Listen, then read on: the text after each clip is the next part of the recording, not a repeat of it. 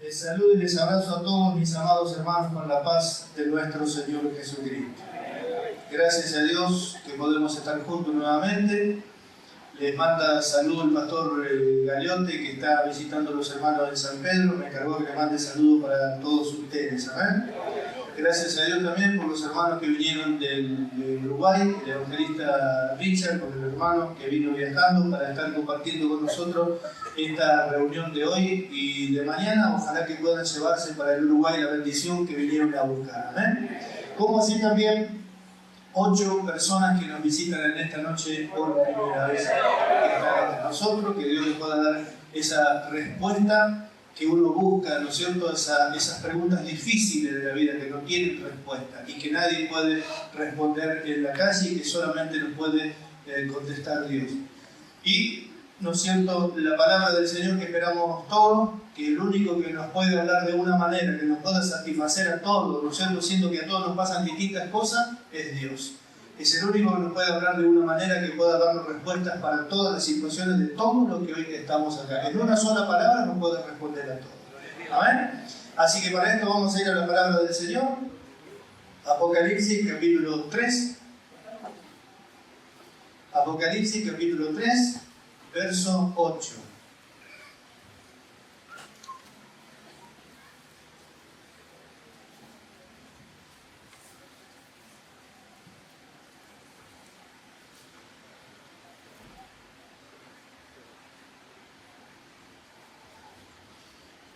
Esto que vamos a estar hablando tiene que ver con todo lo que Dios nos venía hablando. ¿Amén? No nos olvidemos que nosotros estamos acostumbrados a vivir, ¿no es cierto?, de una forma de la cual Dios nos quiere sacar, que es acostumbrado a vivir por lo que vemos. Y todo lo que Dios hace y de toda la forma que Dios nos habla tiene el objeto siempre de arrastrarnos a la fe, de que aprendamos a mirar las cosas como las mira Dios, para que las podamos resolver de la mejor manera. ¿Amén?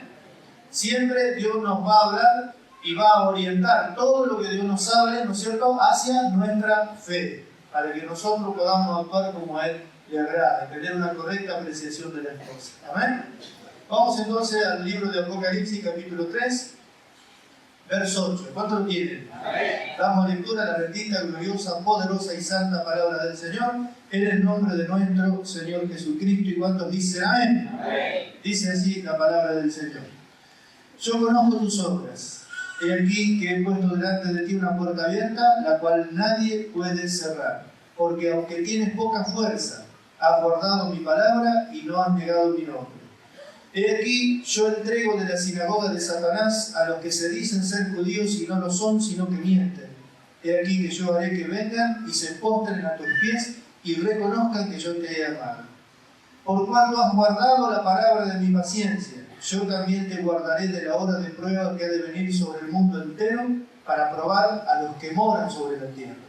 He aquí yo vengo pronto. Retén lo que tienes para que ninguno tome tu corona. Al que venciere, no a todos, al que venciere, yo lo haré columna en el templo de mi Dios y nunca más saldrá de sí. Y escribiré sobre él el nombre de mi Dios y el nombre de la ciudad de mi Dios, la nueva Jerusalén, la cual desciende del cielo, de mi Dios y mi nombre nuevo. El que tiene oído para oír, el que tiene oído oiga lo que el Espíritu dice a las iglesias. Señor, te damos gracias por poder estar aquí delante de ti en esta noche junto con todos mis amados hermanos y amigos. Gracias, Señor mío, por poder estar reunidos y congregados delante de ti y poder dar lectura a esta palabra, Señor mío, en esta noche, y rogarte a través de esta oración que nos concedas un espíritu de revelación, un espíritu de sabiduría, Señor mío, sea derramado sobre todo tu pueblo en esta noche, Señor mío. Concédenos que por medio de esta palabra, Señor mío, sea producida esa fe que nosotros necesitamos, sea producido el crecimiento de la fe que es vital para que nosotros podamos vivir esta nueva vida que tú nos has dado. En tu nombre atamos toda fuerza del mal, toda fuerza de perturbación, y en tu nombre desatamos toda la bendición del cielo y te damos a ti la gloria por todos los siglos. Amén. Y amén. Igual nos da gloria a Dios. Tomen asiento, mis amados hermanos. Gloria a Dios.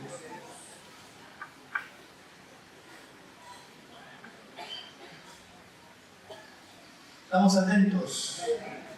Veníamos viendo que la iglesia es la manifestación en la tierra del poder de Dios. Piensen que el imperio romano que gobernaba el mundo con violencia fue destruido. Y el imperio romano intentó destruir la iglesia y no pudo, la iglesia todavía sigue. No hay una fuerza más poderosa en la tierra que la verdadera iglesia del Señor. No hay. Pero es necesario que todos sus integrantes, ¿no es cierto?, que sirven a Dios dentro de la iglesia, que trabajan para Dios dentro de la iglesia, porque esto es lo que nos va a dar la respuesta por qué no nos podemos entender. ¿Por qué no podemos abrir puertas, hacer que esta palabra sea corre y sea glorificada? Porque tenemos que estar preparados nosotros para poder servir a los que vienen. Y nosotros venimos de este mundo muy acostumbrados a, ¿no es cierto?, a la vida de los placeres. Y estamos lejos del entendimiento de lo que es una vida de servicio. Y los que nos hemos alistado en el ejército del Señor, los que somos soldados del Señor, tenemos que entender el valor de la disciplina, porque todos los integrantes de esta iglesia gloriosa, que es la fuerza más poderosa que puede llegar a existir en la tierra, ¿no es cierto?, sus integrantes no pueden hacer lo que quieren, sino que tienen que estar bajo la dirección del que gobierna, bajo la dirección del que nos lleva, bajo la autoridad de Dios para tener autoridad. Yo les conté en una oportunidad en una sala de operaciones que a los superiores míos, ¿no es cierto?, quise darle una opinión y me pararon en seco enseguida, me dijeron: no, mire, Florian, acá nosotros no estamos para escuchar la opinión de usted. Usted tiene que escuchar la opinión de los superiores y ejecutarla. Usted no vino acá a dar opiniones, vino a recibir la opinión de la superioridad y a ejecutarla. No lo olvide nunca más. Ahora venimos al Señor. ¿Qué opinión podemos darle a Dios? ¿Acerca de qué? ¿Qué plan podemos traer? Si ya tiene todo preparado. Entonces todos, ¿no es cierto?, tenemos que entender el valor de estar sometido bajo la disciplina de Dios para ser formado como Dios quiere. Para que podamos trabajar unidos, ¿no es cierto?, sometidos bajo la autoridad de Dios y poder hacer las cosas como a Dios le agrada. De eso es lo que venimos hablando, de la disciplina. Todos los que hemos entrado al Señor, todos somos participantes. Entonces, si todos somos participantes de la disciplina del Señor, porque Él nos ha tomado por hijos, somos todos participantes de la disciplina del Señor, tenemos que entender que si todos somos participantes de la disciplina del Señor, cada uno de nosotros vamos a tener nuestra aflicción por causa de ser participantes de esta disciplina del Señor. Entonces ahora sabemos eso. Sabemos el valor de la disciplina, sabemos que todos somos participantes, sabemos, ¿no es cierto?, que todos vamos a tener nuestra aflicción. O sea, yo no le puedo decir a otro: vos no sabés porque a vos no te pasa lo que me pasó a mí. Lo que te pasó a vos, te pasa a vos. Lo que me pasa a mí, me pasa a mí. O sea, lo que me pasa a mí es personal, es intransferible, me pasa a mí. Y lo que te pasa a vos, te pasa a vos. Lo que pasa es que estamos todos acostumbrados que parece que lo que más se sufre es lo que le pasa a uno y no entendemos el sufrimiento del otro. Pero cada uno tiene su aflicción. Pero lo más importante es saber que nuestra aflicción se origina en Dios. ¿Por qué? Porque todos somos participantes de la disciplina del Señor. Entonces es una aflicción, como decía un hermano hoy que estaba compartiendo, es una aflicción que va a traer un efecto beneficioso, diferente cuando estábamos fuera. Cuando estábamos afuera, las aflicciones las teníamos consecuencia de las tremendas macanas que nos mandábamos. Pero ahora estamos en el Señor, las aflicciones se originan en Dios porque estamos bajo la disciplina de Dios. Y Dios nos tiene que formar, y eso duele, cuesta. Nos tiene que enseñar a ser pacientes. Nosotros no venimos siendo pacientes. Nos tiene que enseñar, como hablaba el pastor Gualberto el otro día, a ser mansos y humildes. Nosotros ninguno vinimos de la calle siendo mansos y humildes. Todos entramos siendo orgullosos, cocoritos malos. Tenemos que aprender a ser mansos y humildes, y eso cuando Dios nos enseña, eso nos va a hacer sufrir y será mi aflicción, tu aflicción. Pero ahora sabemos, no nos toma por sorpresa, ahora sabemos que las cosas son así. ¿Cuántos dan gloria de Dios? Sabemos que no tenemos que mirar qué o quién me aflige, sino que tengo que mirar qué respuesta voy a dar yo a qué o a quién me aflige. Eso cambia mucho el ámbito. Porque si yo miro qué o quién me aflige, me quiero vengar, ¿no es cierto?, o quiero acusar al que es la razón por la cual yo sufro, ahí estoy equivocado. Por causa de la disciplina sabemos que no tenemos que mirar qué o quién me hace sufrir, sino que tenemos que mirar cómo voy a responder yo a lo que me hace sufrir. ¿Por qué hablo así? Porque Dios nos está hablando de una manera muy hermosa y ninguno de nosotros lo vamos a poder negar en la presencia del Señor. Las cosas están pasando y la mayoría de los hermanos están actuando como si no hubiesen oído, lo estamos repitiendo todos los días de reunión. ¿Cuál es el objeto de esta palabra? Entender la misión que tenemos de parte de Dios, arrastrarlo, literalmente convencerlo de esta gloriosa verdad, aceptarla. Por eso dice, si soportar la disciplina, si no quiere no la soporta. Tiene que aceptarla, porque viene de parte de Dios, acéptela. No nos va a hacer sufrir, vamos a sufrir ahora, el sufrimiento se irá, nos olvidaremos, pero quedará el gozo de que Dios trabajó adentro de nosotros. Quedará el gozo que Dios me agarró y me hizo a su imagen.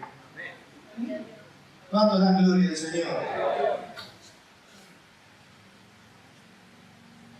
Vimos el ejemplo de Abraham también, que por causa de que sabemos lo que significa la disciplina, no vamos a mirar qué o quién me aflige, sino cómo voy a reaccionar yo frente a lo que me aflige. No voy a mirar la realidad que me grita contrario a lo que Dios me habló, sino que voy a creer que es imposible que Dios mienta. Vimos el ejemplo de Abraham. Abraham, vas a tener un hijo. La realidad le gritaba que era viejo. La realidad le gritaba que la mujer era estéril. La realidad le gritaba que la mujer no podía tener hijos. La realidad le gritaba que era un hombre ya casi muerto por la edad que tenía. La realidad le gritaba eso, pero él no miró la realidad que le gritaba. Él creyó que era imposible que Dios mienta. Tenemos que entender eso. Es imposible que Dios no miente. Los hombres nos pueden mentir, Dios no puede mentir. Pero tenemos que aprender a mirar las cosas. Tenemos que aprender, por causa de saber lo que significa la disciplina, que es lo más importante de todo el corazón de lo que estamos hablando. Que es aprender, ¿no es cierto?, a tener una apreciación correcta de las cosas. Leímos este pasaje. ¿Qué vimos? El ejemplo, ¿no es cierto?, de un hombre que está sufriendo, soportando, esperando, pero sin embargo se comportó como a Dios le agrada, guardó la palabra de la paciencia. Significa que, escuche, significa que sufrió injusticias, soportó, esperó, no solamente que sufrió, soportó y esperó, sino que se mantuvo firme en la puerta que Dios abrió y siguió trabajando para el beneficio de los otros. Entonces debe ser el cruce, ¿no es cierto? Dice, por cuanto has guardado la palabra de mi paciencia, escuchaste la palabra como la hemos escuchado todos nosotros y se la tomó en serio, la guardó, entendió, aprendió a mirar las cosas, aprendió a esperar, a soportar, a sufrir, aprendió. ¿Por qué? Porque sabía que era disciplina del Señor. Se mantuvo firme en esa puerta que Dios abrió. Cada uno en el trabajo que Dios le da. Porque ¿qué es lo más común cuando uno se pone mal? No venir más a la iglesia. Y lo más tremendo es de aquellos que tienen servicio en la iglesia para beneficio de otro, que cuando sufren o les pasa algo abandonan todo. No es lo que quiere Dios de nosotros.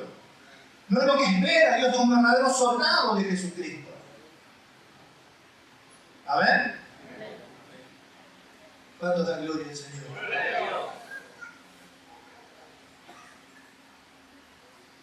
Así que es la diferencia de estas actitudes. O sea, no miramos la realidad que nos grita, miramos que es imposible que Dios mienta.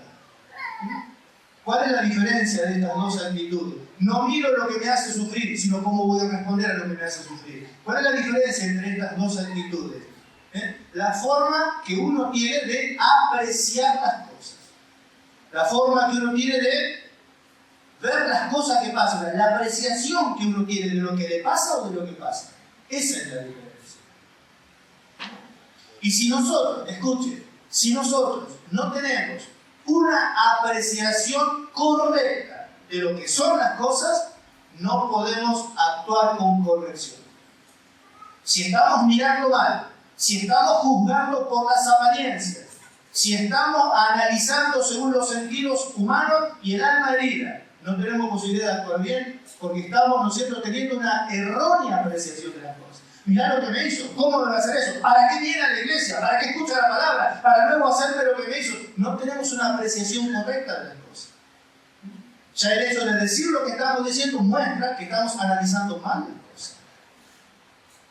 Y para que podamos tener una correcta respuesta de todas las cosas que nos pasan, primero necesitamos tener una apreciación correcta de las cosas que pasan. Y lo que es muy común, que uno diga algo y que el otro interprete cualquier cosa. Es muy común. Y se puede generar unos conflictos tremendos cuando uno dice algo y el otro interpreta, ¿no es cierto?, otra cosa. Y hay veces que pasa que uno quiere explicar lo que quiso decir y el otro no entiende o no quiere entender porque apreció y entendió otra cosa. Y cuando eso sucede en la iglesia, ¿no es cierto?, pasa porque nos colocamos en una posición de indisciplinados. Y si nosotros no estamos sometidos a la disciplina del Señor, se genera, en medio de los integrantes de la iglesia, que es la fuerza más poderosa del mundo, se genera una confusión. Y la iglesia no es un lugar en donde reina la confusión, sino que es un lugar donde reina la claridad, la verdad, la luz. Por eso es tan importante tener en cuenta esto. Miren lo que le dice esto. Por cuanto has guardado, Dios es el que mira. Yo conozco tus obras. ¿Qué se preocupa tanto usted? Yo conozco tus obras. Puse delante de ti la puerta abierta, un gran tremendo trabajo. Y hay un montón de falsos que te hicieron y te dijeron un montón de cosas. Y vos lo dejaste porque aprendiste y escuchaste la palabra de mi paciencia. Ahora sabés lo que voy a hacer, ahora esto lo voy a hacer yo. Yo voy a hacer que lo que dicen que son cristianos y no lo son, sino que mienten, vengan y se postren a tus pies y reconozcan que yo te he amado. Lo voy a hacer yo porque estoy mirando adentro de tu corazón. Por lo cuanto has guardado la palabra de mi paciencia. Ahí empiezan a venir los frutos, los resultados que al final nos vamos a ver que son mucho más tremendos de lo que nos podemos llegar a imaginar. Van mucho más allá de lo que nos podemos llegar a imaginar el valor de guardar esta palabra, ¿no es cierto?, para tener la oportunidad de manifestarla cuando estamos sufriendo. Porque todo viene bien hasta que somos metidos bajo presión. Cuando somos metidos bajo presión, ahí se manifiesta lo humano. Y si se manifiesta lo divino, es porque lo hemos guardado. ¿Amén? Bendito sea el nombre del Señor. Meditamos un cachito, ¿no es cierto?, en que lo más importante de todo, primero, es tener una correcta apreciación de las cosas. Vamos a remontarnos al huerto del Edén. El hombre fue creado con una justicia humana perfecta. Escuchen, el hombre veía a Dios. El hombre hablaba con Dios. Pero lo más importante de todo, que con el uso de sus sentidos, el hombre veía a Dios y el hombre hablaba cara a cara con Dios. Viendo el hombre a Dios, hablando el hombre con Dios, se transformó en un pecador. Y cuando el hombre se transforma en un pecador, distorsiona de una manera impresionante la visión que tiene de Dios y la visión que tiene acerca de las cosas. Porque vieron que estaban desnudos y fueron corriendo a hacerse ropa porque sintieron vergüenza, ¿no? Comenzaron a distorsionar, se generó una distorsión tremenda de la visión y la apreciación de las cosas. Hasta llegar a los días de hoy, ¿no es cierto?, que se dice que el matrimonio es un papel cuando la Biblia dice que es un misterio tremendamente grande. Se ha distorsionado todo. Se ha perdido la visión correcta de todo, la visión correcta de lo que es la vida, la visión correcta, o sea, de la imagen de lo que es Dios. Se lo mira a Dios como que no está, como un Dios malicioso y perverso que no está, que permite que los niños lloren, que la gente sufra, ¿no es cierto? Se perdió la imagen de Dios. Se tiene la imagen de un Dios que no existe y un Dios que existe y es malo, que ha abandonado al hombre, que es injusto, que ¿qué hice yo para que me pase esto en la vida? Se ha perdido la imagen de Dios.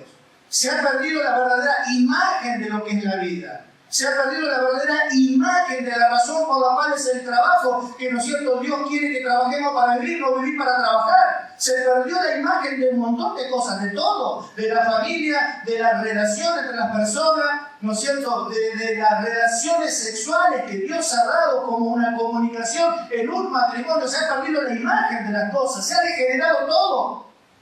¿A dónde arranca? Todo esto arranca cuando el hombre estaba en un estado humano, justo, santo y perfecto, hablaba con Dios porque lo veía a Dios, ¿no es cierto? Lo veía a Dios y hablaba con Dios, y así se transformó en un pecador.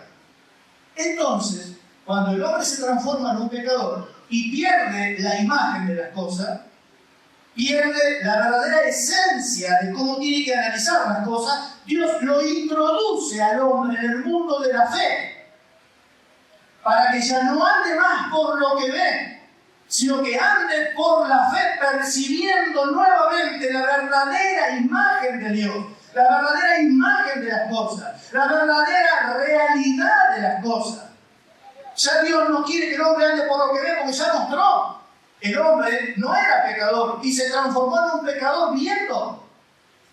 Y transformado en un pecador, siendo en el estado que estaba, perdió la imagen de la realidad de las cosas. Imagínense ahora el hombre en su estado de pecador, la imagen que tiene de las cosas que ve, la imagen que tiene de las cosas que pasan, no puede hacer una apreciación correcta de las cosas que pasan. Entonces, ¿qué hace Dios? Para salvar al hombre, lo introduce al hombre en el mundo de la fe, para que por medio de la fe que proviene de la palabra de Dios pueda recuperar la verdadera imagen del Dios de amor, la verdadera imagen de las cosas. Para eso es necesaria la disciplina del Señor, la manifestación de la disciplina del Señor, para que introducidos nosotros en la fe, no andando por lo que vemos, sino andando por lo que creemos, percibiendo la verdadera imagen de las cosas que son contrarias a lo que vemos, tengamos la oportunidad de actuar con corrección cuando tenemos una correcta apreciación de las cosas. ¿Cuántos dan gloria a Dios? Bendito sea el nombre de Jesús. Entonces, el pastor Gualberto había citado en el Evangelio de Mateo ese ejemplo que Jesús dijo: llevad mi yugo. Pero eso tiene que ver con llevar el yugo del Señor. Yugo significa unir dos cosas. Él explicaba que los bueyes se les pone un yugo ¿para qué? Para que los dos estén obligados a mirar para el mismo lugar para poder hacer un surco derecho. Bueno, ¿cuál es el yugo que Dios quiere que nosotros llevemos? Es la misma, o sea que nosotros quedemos unidos a la autoridad, a la visión de Dios. O sea que no miremos humanamente. Acá está lo que él piensa, lo que el otro cree, lo que yo digo, y está lo que dice Dios. Llevar el yugo significa, ¿no es cierto?, que yo tomo la decisión de unirme a la autoridad de Dios. Entonces quiero mirar las cosas como las mira Dios. Entonces acá no importa lo que él piensa, lo que él dice o lo que a mí me parece. Acá lo que importa por sobre toda apreciación es la apreciación de Dios de las cosas. Ahí es donde comienza todo. Y esto sucede por causa de la fe. Mire, ¿no es cierto?, la tremenda manifestación del amor de Dios para con todos nosotros, para que Dios nos hable así. Para que entendamos el propósito por el cual nos viene hablando todo esto que nos habla. Mire que después vienen las situaciones, se siente bajo presión y Dios quiere que actuemos en la fe, porque la bendición se va a venir. Pero los que no actúan en fe van a conocer lo que es la pérdida, el fracaso. Lo que buscaba Israel no lo ha alcanzado. ¿Por qué? Porque no tenían fe. Pero los escogidos sí lo han alcanzado. Tenemos un sueño.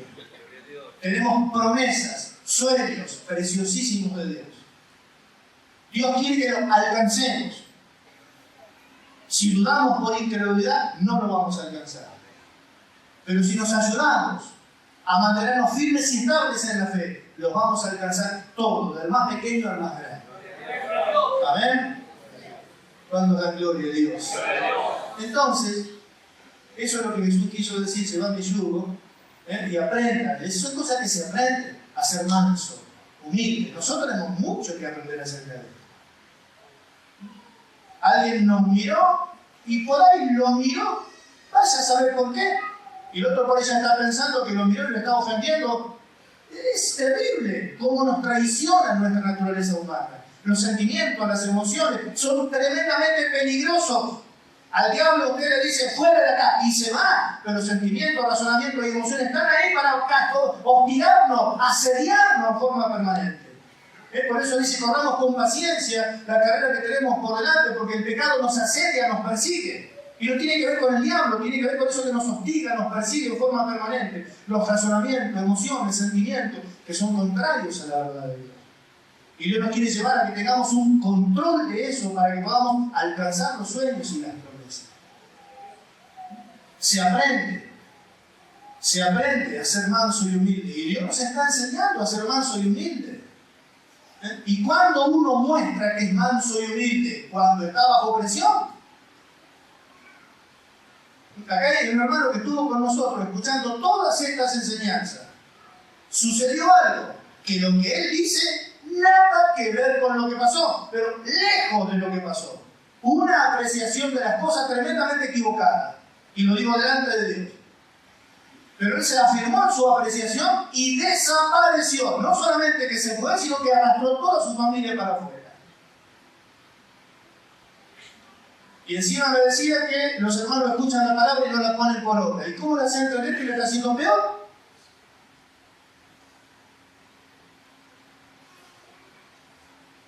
Piensa un instante.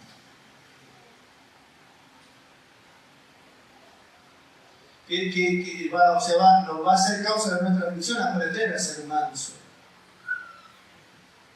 Es una obra de Dios, escuche, aprender a ser manso es la obra de Dios adentro de nosotros que después nos va a servir para relacionarnos con Dios y con nosotros.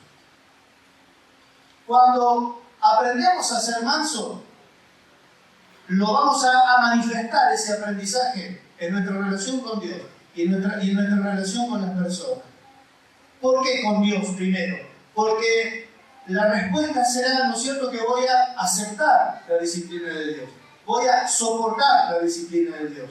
Porque voy a mirar todo lo que me hace sufrir como el trato de Dios beneficioso para conmigo, que me va a dar un buen resultado. Porque dice, si soportáis la disciplina, después va a dar fruto de justicia en lo que en ella son ejercitados.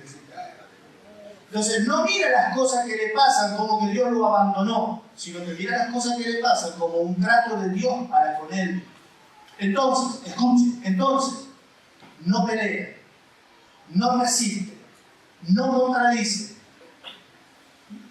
no se pone a altercar con Dios, no se pone a discutir con nadie, no pelea con nadie, porque mira todos los tratos, sabe que aceptó la disciplina y mira todos los tratos como buenos, porque está convencido que a los que aman a Dios todas las cosas le ayudan a bien. Entonces, no resiste, no pelea, no enfrenta, no contradice.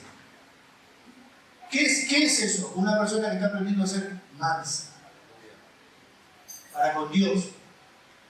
Y lo mismo sucede para con los hombres, porque el manso también acepta, ¿no es cierto?, a las malas personas, o sea, no enfrenta a las malas personas, la acepta porque son conscientes que todas las cosas que los hombres nos puedan hacer, que todas las cosas que los hombres malos nos puedan querer perjudicar, Dios lo tomará y lo transformará como un instrumento para moldear, ¿no es cierto?, en disciplina nuestro carácter y purificar nuestra vida.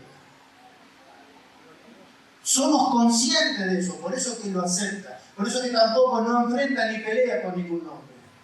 Le leo un ejemplo. Segunda de Samuel, capítulo 16.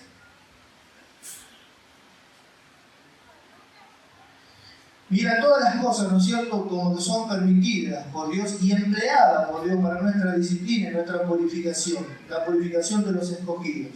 Segunda de Samuel, capítulo 16, le voy a leer unos cuantos versos. Esté atento y escuche. Mire la actitud de David.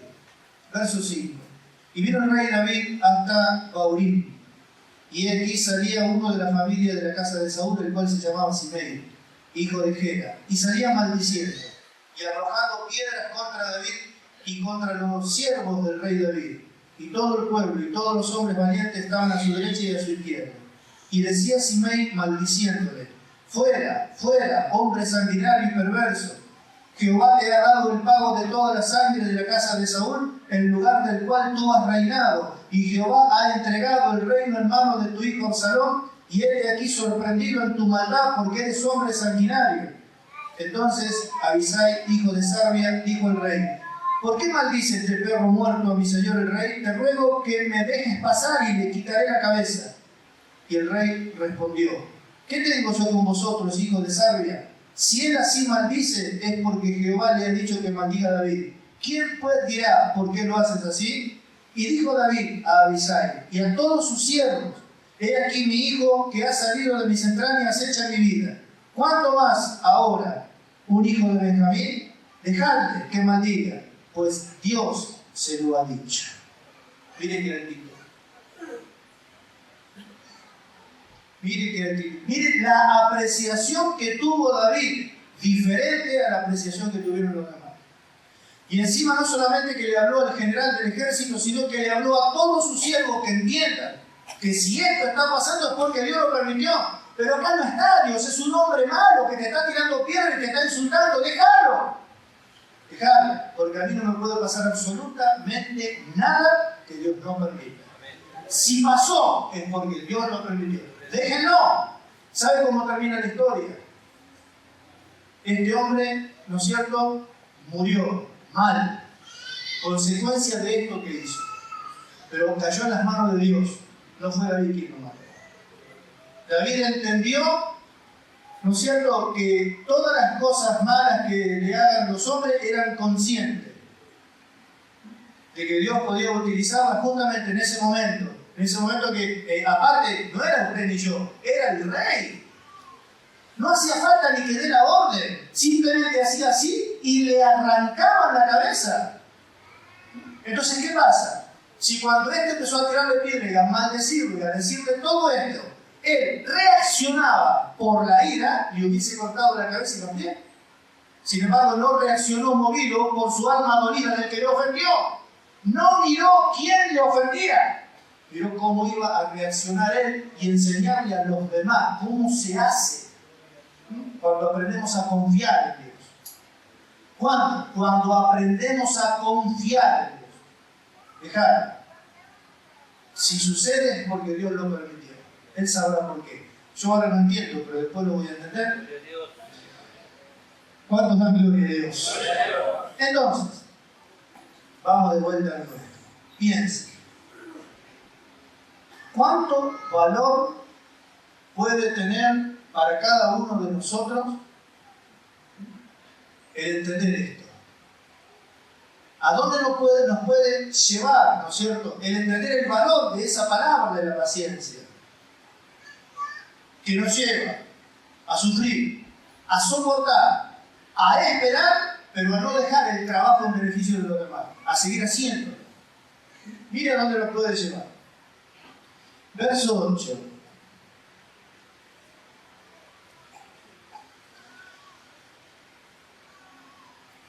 Verso 10, perdón. Por cuanto has guardado la palabra de mi paciencia, yo también te guardaré de la hora de prueba que ha de venir sobre el mundo entero para probar a todos los que moran sobre la tierra. Mire el valor, el premio, la recompensa de haber guardado esta palabra para llevarla a la práctica. Mire la recompensa. Primero, Dios se va a encargar de los que lo obedecieron. Segundo, tiene asegurado, por haber guardado esta palabra y haberla vivido, tiene asegurado el arrebatamiento. Le dice, por cuanto has guardado la palabra de la fe, pues no, dice, por cuanto has guardado la palabra de mi paciencia, tenés el arrebatamiento asegurado. Yo te guardaré de la hora de prueba que ha de venir sobre el mundo entero. Ya sabe que se va. Se lo dijo el Señor. Pero hay algo todavía mucho más tremendo. Le dice, he aquí que yo vengo pronto. Retén lo que tienes, para que ninguno tome tu corona. ¿Qué era lo que tenía? Esto que acabamos de hablar. Pero ¿cuántos no lo tienen? ¿Cuántos no lo tienen? No le dijo, fíjate cuánto más podés agregar a lo que no, mira, retené esto que tenés. Has guardado la palabra de mi paciencia. Has reaccionado con mansedumbre. yo te guardaré de la hora de prueba. Retenelo esto, o sea, no lo pierdas, retenelo. Para que nadie pierda tu corona. Ya le habla de corona. ¿La corona de qué? De justicia. Después le dice, yo te guardaré de la hora de prueba que haré sobre el mundo entero. Y después le dice algo terrible. Le dice, yo te haré columna en el templo de mi Dios. Y le aclara, ¿viste la nueva Jerusalén? La santa Jerusalén que desciende del cielo de mi Dios. Bueno, no le dice que iba a tener derecho de entrar, no. Le dice, yo te haré columna en la nueva Jerusalén. Así que mire, cielo nuevo, tierra nueva. La gente que habita en el cielo nuevo y tierra nueva, no cualquiera tiene derecho de entrar por las puertas de la ciudad, pero sin embargo a este le dice que lo hará columna en el templo. Miren que prende. Ya no es solamente si voy a vivir en cielo nuevo y tierra nueva. Ya no es solamente tendré derecho de entrar por las puertas de la ciudad. No, ya te está diciendo que haré columna del templo. Y como tiene todo un significado, ¿no es cierto? ¿Por qué me hace columna? Porque todo tiene un significado. Me hace columna. Porque cuando estaba en la tierra para los hermanos, fui columna. Porque tuve la capacidad de, por haber guardado la palabra de la paciencia, tuve la capacidad de soportar como una columna, de esperar, de sufrir y de todavía hacer las cosas que Dios me encomendó. ¿Qué es lo que Dios me encomendó? Soportar la flaqueza de los débiles. Soportó la aflicción, soportó el sufrimiento, soportó la espera, soportó a los difíciles de soportar, nutriéndolos en la fe. Su vida, ¿no es cierto?, fue orientada no a los placeres, sino al servicio de los demás. Cuando estaba en la iglesia, ¿no es cierto?, trabajó como una columna, sosteniendo, soportando y por sobre todas las cosas, ¿no es cierto?, soportando la flaqueza de los débiles. A los que dudan, convencerlos. A los que se caen, levantarlos. A los que se apartan, traerlos. A los que duran, trabajar para que se mantengan en la fe. Y lo hizo. Y lo hizo.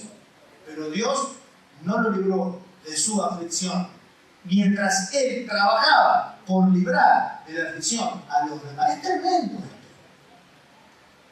Entonces Dios lo mira y le dice, muy bien, muy bien. Yo conozco tus obras. Trabajaste como una verdadera columna. No orientaste tu vida a los placeres, orientaste tu vida al servicio. Ahora, ¿sabes qué? ¿Qué importa lo que digan los demás? Yo te haré columna en la nueva Jerusalén. Ya no estamos hablando de vivir en cielo nuevo y tierra nueva. Ya no estamos hablando de tener derecho a entrar por las puertas. Ya me está diciendo que seré una columna. Y dice la Escritura que Jacobo, Pedro y Juan eran considerados columnas. ¿Por qué? Por lo que soportaban. Soportaron hasta la muerte de Jacobo, y no dice que los familiares de Jacobo vinieron a servirlo. El apóstol Pablo, además de eso, soportó, ¿no es cierto? Dice, lo que todavía sobre mí se agolpa. ¿Y no se vino abajo? ¿No se vino abajo? Y todavía, dice, encima de todo el peso que tengo encima, todavía sobre lo que sobre mí se agolpa mi preocupación por todas las iglesias. ¡Qué columna! ¡Qué capacidad de soportar! Hace poquito me contaba un hermano un sueño que tuvo, que había visto un edificio, había mucha gente adentro y que sentía que el edificio se iba a desplomar, y se desplomó. Y esto sucede cuando faltan las columnas, o cuando las columnas no están. Ahora miremos nosotros para terminar. Este es el edificio de Dios. Y cada uno de ustedes, cada uno de nosotros, somos piedras vivas. Significa que usted y yo, todos los que estamos acá, somos un ladrillo en esta pared espiritual. Y esta pared espiritual tiene columna. ¿Quiénes son de todos los que estamos acá elegidos para trabajar como columna de este edificio que no se va a derribar? De este edificio que no se va a derribar. Porque esta ciudad tiene 12 cimientos y sus columnas son firmes y estables porque descansan sobre el mismo. ¿Amén? Estuvimos viendo todo este tiempo, ¿no es cierto?, el origen del sufrimiento, y pasamos por tantas cosas, la disciplina del Señor, y ahora vemos los frutos de la aflicción. Verá el fruto de su aflicción y quedará satisfecho, más que satisfecho. Más que satisfecho. ¿Amén? Vamos a estar meditando en estas cosas. Son mucho más importantes de lo que podemos llegar a imaginar. ¿Qué sueño? Escuche, termino con esto. ¿Qué sueño más grande o qué aspiración más grande podemos tener? Que el Señor nos diga, yo te haré columna del templo de Dios. ¿Qué aspiración más grande hay en la vida? ¿Qué puede haber mayor que esto? Esto es lo más. ¿Lo quiere? Hoy Dios lo puso delante de nosotros. Nos ponemos de pie.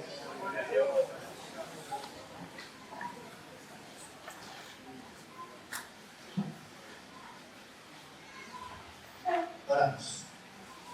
Señor, te damos gracias por habernos concedido estar aquí junto con todos mis amados hermanos y amigos que nos visitan por primera vez.